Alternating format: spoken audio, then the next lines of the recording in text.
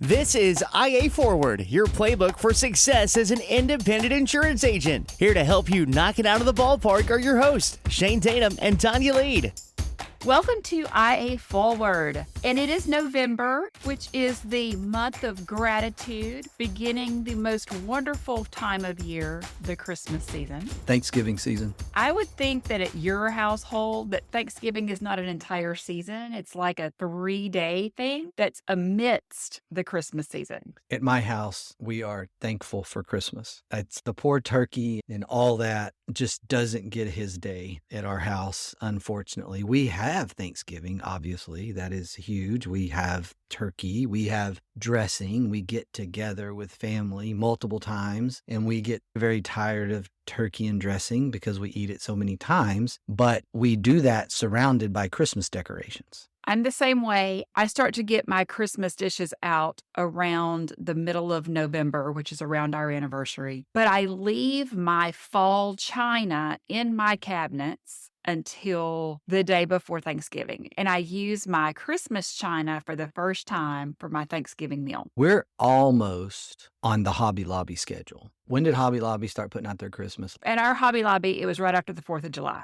Okay, yeah. If we go any sooner, then fall decorations are going to have to be abandoned. My favorite thing to do is to read in my chair and watch my wife transform our house. So I'm for it. I'm not the one that's picking on give the turkey his day. That's not necessarily the way I see things, because I love Christmas and I love Christmas decorations and everything that my wife does at our house, that she makes it transform. It's really cool for me. But if we go any sooner with Christmas decorations, then we're not going to have a fall season. So that's the new challenge that Hobby Lobby has introduced us to. Maybe it's because you're from Texas, I'm from Louisiana, I'm in Florida now, and we don't really have an autumnal season. So why are we celebrating with leaves that are all these beautiful shades when we never really have that in real life? It either goes from hot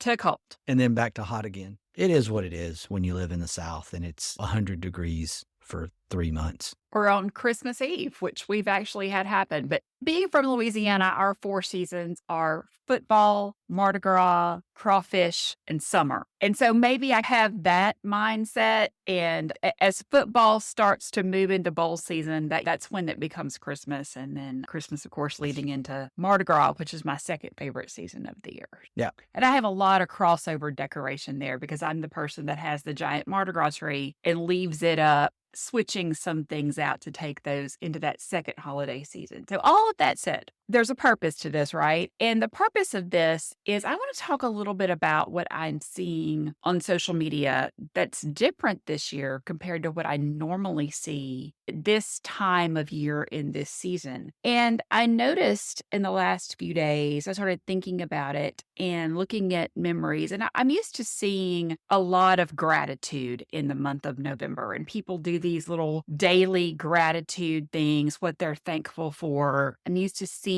this in business postings that they're during this season of thankfulness, what their businesses are grateful for, what agencies are grateful for, what people are feeling thankful for. And I'm just not seeing that this year. And that tells me that there has been a mindset shift from previous years. And I'm just not loving that. That could partially come from just allowing the scenario of, say, the hard market for insurance agencies right now, just that scenario of a constant negative thing from the customer base, phone calls being negative, etc., that we've allowed maybe some of that to creep in, affect our mindset without us even realizing it. I know that our frontline account managers across the industry are tired. I've been saying this for a little bit now. Hug an account manager, they're not okay. There's probably some of that.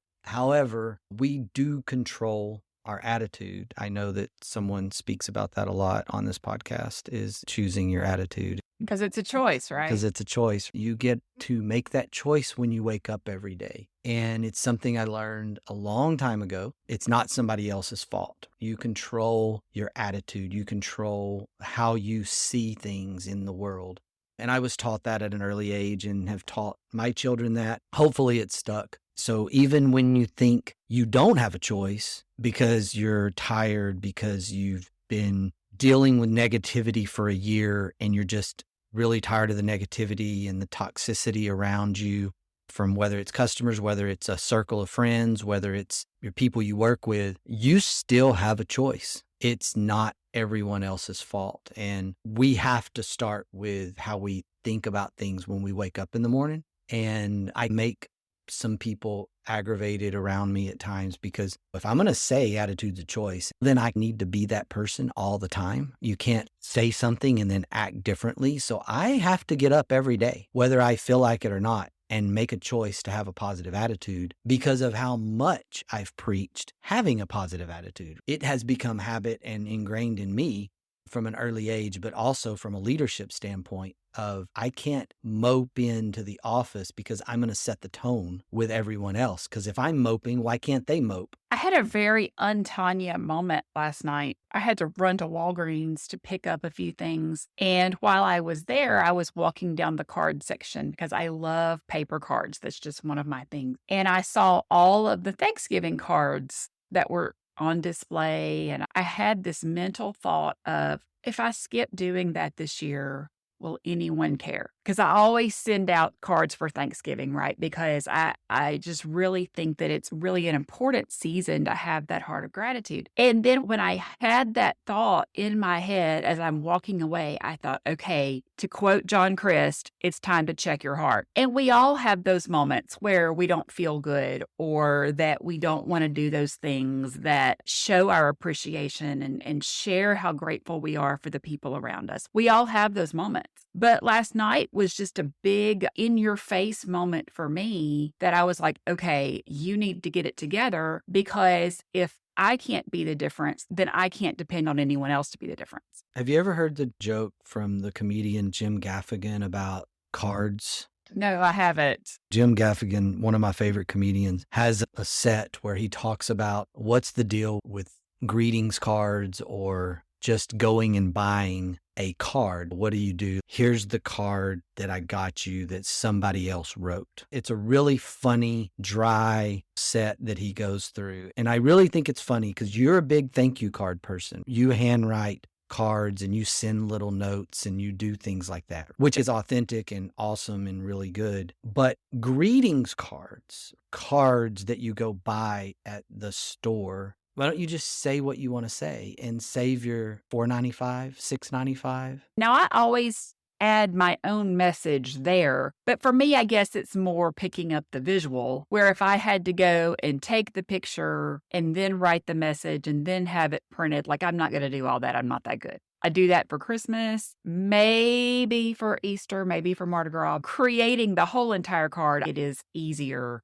to just go to the Hallmark store. I do write thank you notes and I do write them out, right? I may write them and it's a very simple thing. And that matters because what you say matters. And it coming from you, building on this theme that I've probably been on for forever is authenticity. You add personal note to a card that you buy. That's better than love you, Tonya or Tonya. And instead of you just signed a card and it's what somebody else said, adding that personal note gives that authenticity and maybe the positivity that somebody needs. That's the part as you talk about gratitude and you think about this whole concept this time of year, going into the holiday season, we may be somebody's difference if you choose the positive route of an attitude. With the challenges that we're facing in our agencies, how do we get past that challenge to be able to be the difference, to be able to have that a little more positive, a little more grateful attitude, and or can we fake it long enough to make it happen?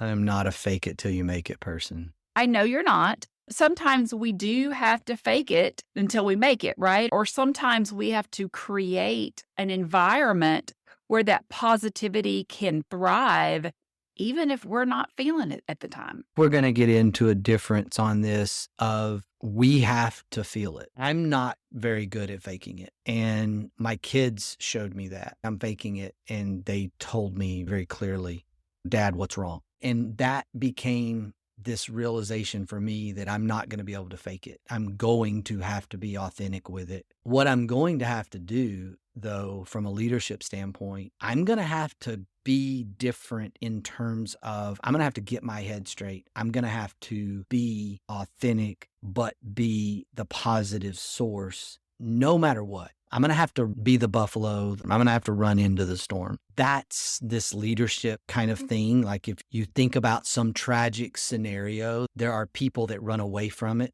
And then there are people that run into it. I want to be the run into it person. I don't want to be the George Costanza running out of the kitchen, shouting fire, kicking the old lady to the ground and pushing the children out of the way. I want to be the one running to the fire. And that's my struggle with fake it till you make it. I want to be able to say, hey, this is where I'm at. But at the same time, I want to make sure that I'm stepping above that, even in bad times, even when things aren't going well, that I find a positive lens for every scenario. I don't think that's faking it. We could be saying the same things in a way. We are saying the same things in a way. We're just using some different terminology or phrases for it. I can remember the summer that I was 15, my family took a road trip to Myrtle Beach. Now, if you're from the Gulf South and going to Myrtle Beach sounds really exciting, Myrtle Beach is lovely, but let me just tell you, the beaches and the water are nothing like we have in the Gulf South. Set your expectations a little differently. That being said,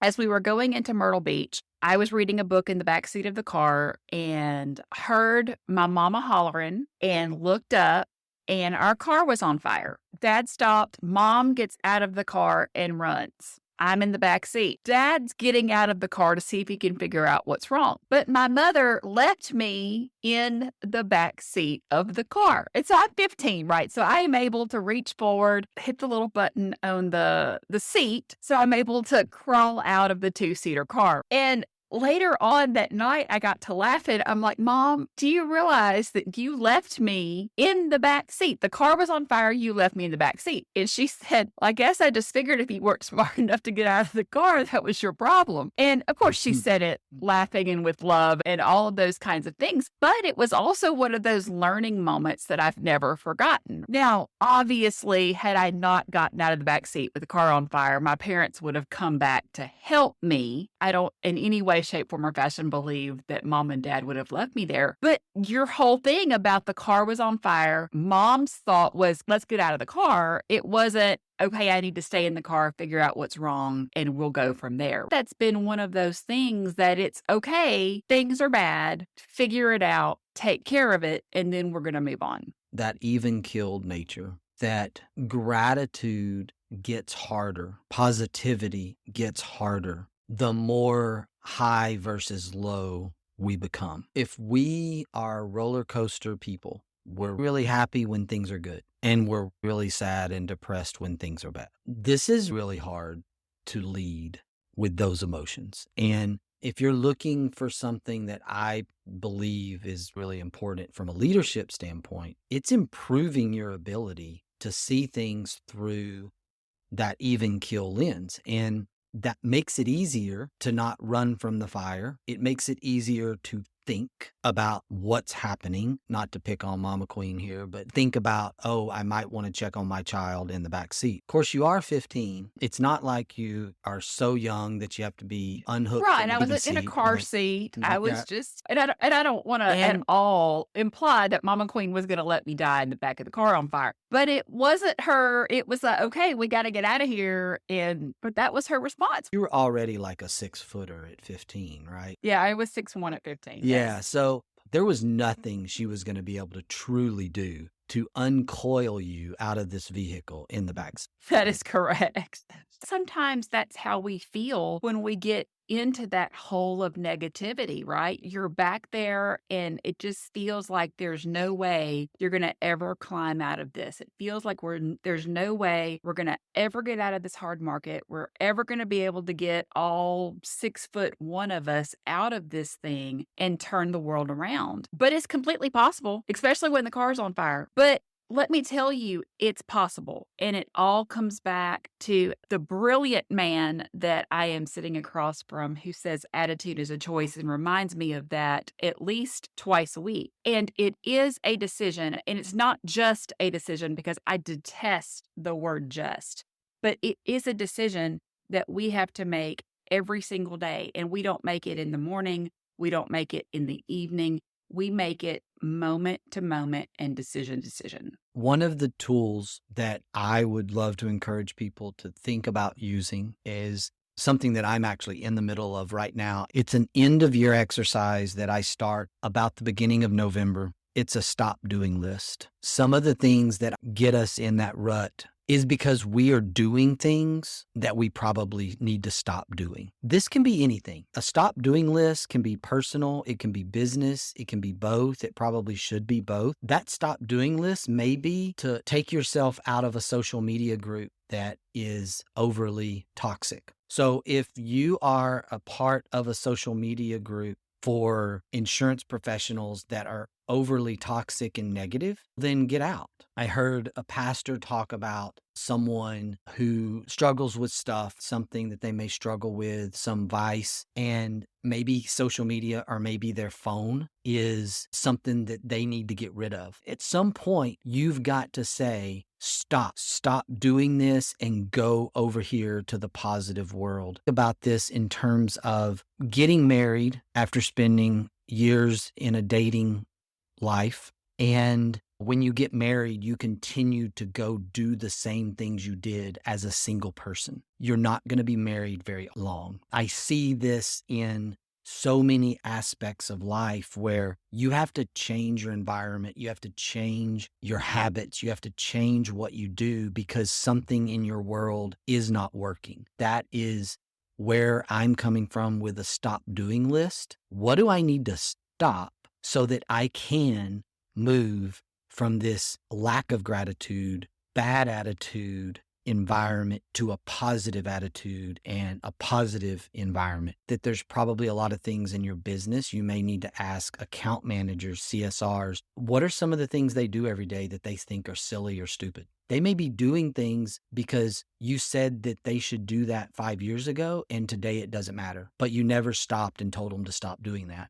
These are potentially a revolutionary thing for an agency owner, for a business owner, and for you in your personal life to go through and start documenting stop doing list items. Something within our hard market that we sometimes forget to do is expressing our gratitude for the markets that we have. Yes, some of us have lost carriers. We've lost the things that we've had long term, but there are still carriers out there that are supporting us. Have we expressed our gratitude toward them? That's a really good one. As they've struggled with their own issues, they've honored and continued. It may not be at the same rate in terms of a capacity. They may have some limited capacity, and you may not be able to write $100,000 a month in new premium with them, but they're still open, and it's a little harder and you have to do a little extra work, but they're still there. Man, give them a hug. Tell them thank you. Tell the rep thank you. They're right there with the account managers on the carrier side. They're not okay in terms of just they've been beat up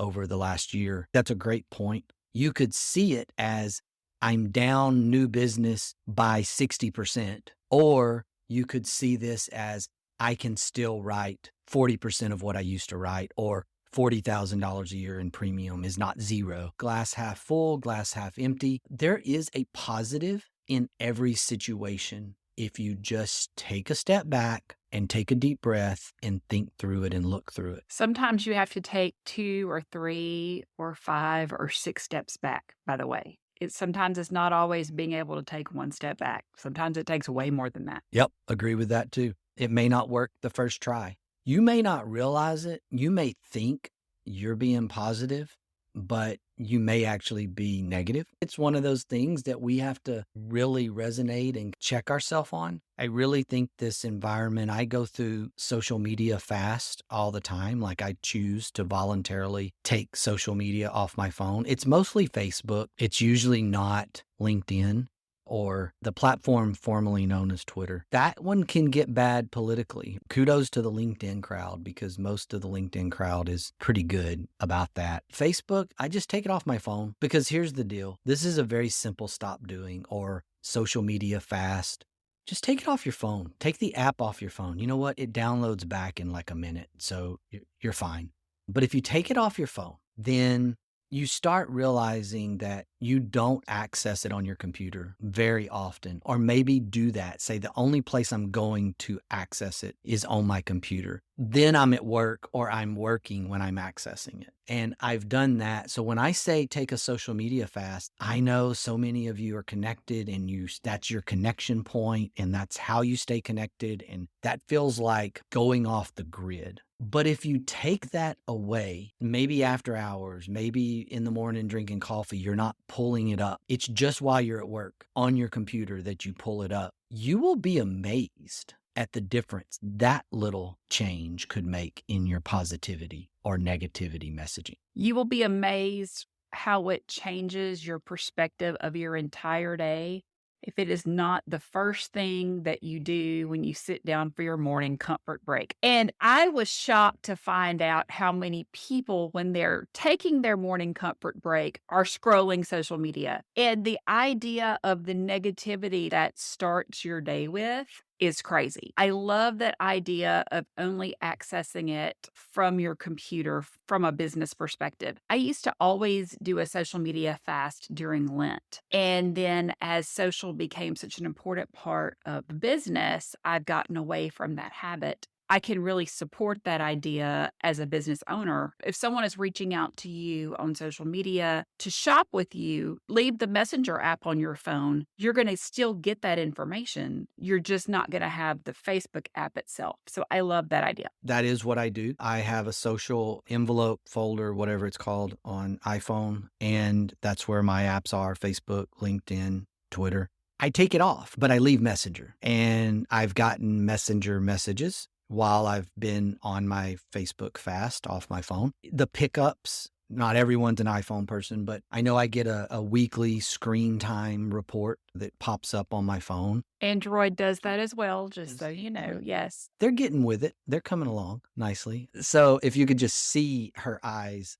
darting at Android's figuring it out, they're getting with it. That what you will see is the amazing difference between what happens with stuff that's not on your phone, but you access on your computer. Because look, it's a hassle to even open your laptop and pop in to social media, to the point that you're just not going to do it. And so it's actually very calming. My wife and I went on a recent long weekend getaway to some cabins that we always go to on a river up in Oklahoma. And we had not been to this particular cabin. And these cabins are cabins we've been going to since the early 2000s. And we started going there because they had no TVs, and they had no internet, and they had no cell signal. So literally you're going off the grid for 2 or 3 days by force. We loved it when our kids were little because we had those little portable DVDs, and the girls would play games and board games, and we would roast marshmallows by the fire. And it was just total disconnect in a world that's competing for our eyeballs 24/7. And it was so refreshing that we just kept coming. This particular cabin we had never been to, and most of the cabins had moved to having Wi-Fi. So now you actually have Wi-Fi, and we use it to work remotely on projects. And I use it a lot of times to do planning, end of year planning. And so we would go up there in November or December, and we would do this. This particular cabin, no Wi-Fi, no cell signal. It was at the bottom of this canyon and right on the river.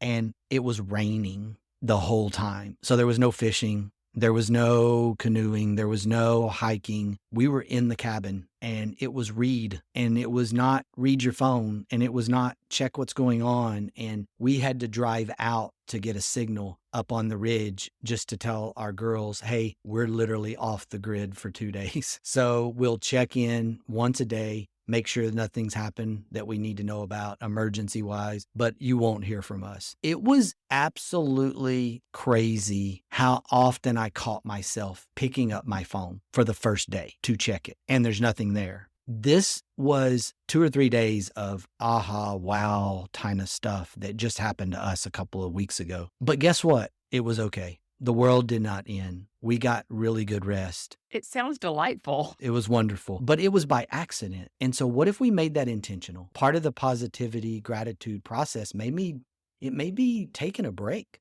It may be stepping away into a world like that, even if you have to self-impose it for a weekend, for a day, for 2 days. And if you need to be baby steps, if you need to take the baby step process, then just do it for an afternoon. I just think that is so much of our negativity that we are wrapped up in today's world that we can control. This may break everyone's heart when you hear it, but here's the thing. None of us is nearly as important as we think we are. Unfortunately, this is accurate. This is very accurate. And for some of us with big egos, that's a hard pill to swallow, but there's a lot of truth to that. The world will be okay. And we will be okay. This is the really amazing part. We will be okay if we step away for a day or two. I'm going to leave us today with this quote from Oprah Winfrey. Be thankful for what you have. You'll end up getting more. If you concentrate on what you don't have, you will never, ever have enough. Attitude's a choice. Make a great one. Bye, y'all. Ready to get the ball rolling with your independent agency? Learn more at IntegraAgent.com. That's IntegraAgent.com. Thank you for joining us on IA Forward. Make sure you never miss a show by clicking the subscribe button now or learn more at IAForward.com.